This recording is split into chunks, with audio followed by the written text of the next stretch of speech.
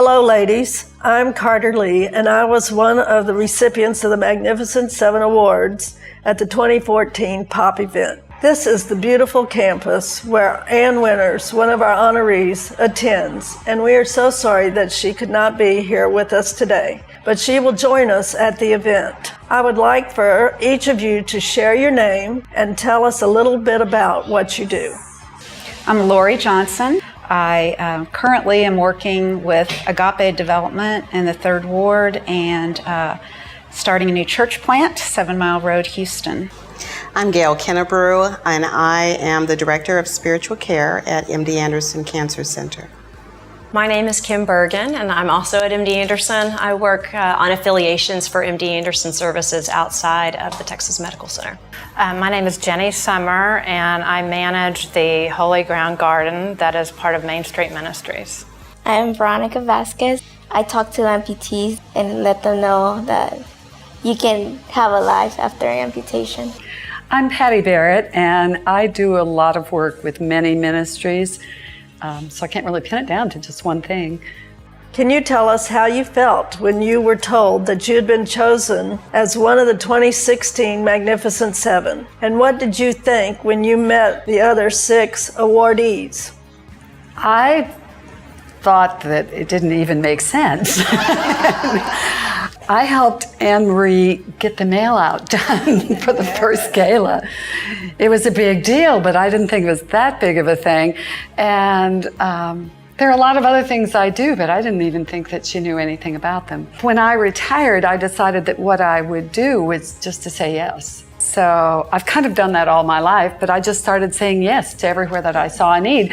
And what I see is that there are other people here who have done as I try to do, which is to see need and to say yes.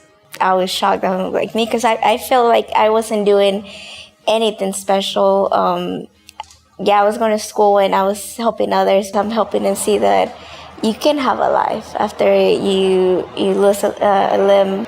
I'm glad I'm doing that, because if this wouldn't have happened to me, I don't think I would be doing that. And I'm honored to have met all of you and know all the amazing work that you all do.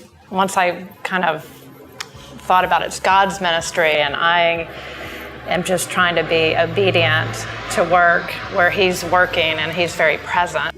Just to be in the same group with y'all, I just feel very humbled. You know, it's funny to me to sit here and listen to, there's such a common thread of response. I mean, I had the same reaction. I think my first question was, are you sure?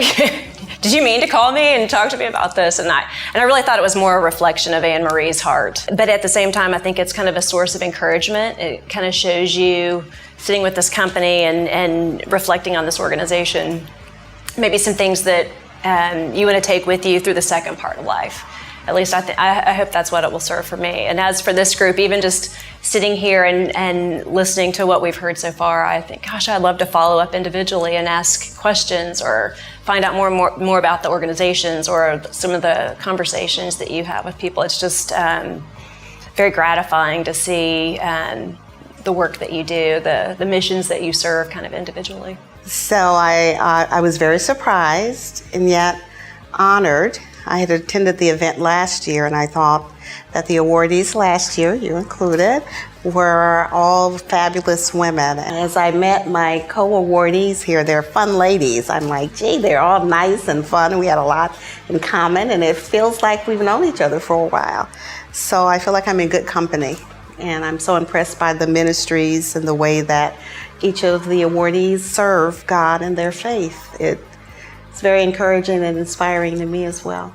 I guess I'm going to make it almost unanimous, probably unanimous, that when Anne-Marie called me, I was sort of like, what are you talking about?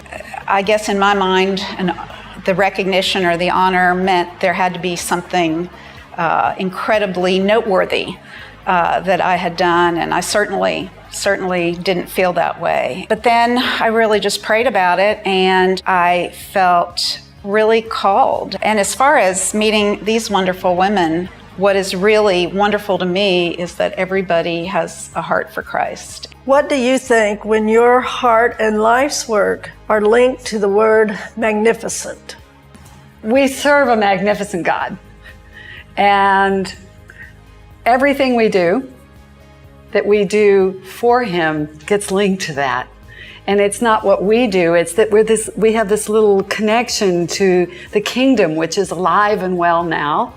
And we are privileged and honored to be citizens of that and able to be a part of that. So when we hitch ourselves to the kingdom work, that little bit of magnificence reflects on us. It's not that anything I do is magnificent, it's that the message is so magnificent. And so when we know that everything we do is not in vain, but has value in God's kingdom, we get to share in that. We get to stand in that little bit of glow that comes from it.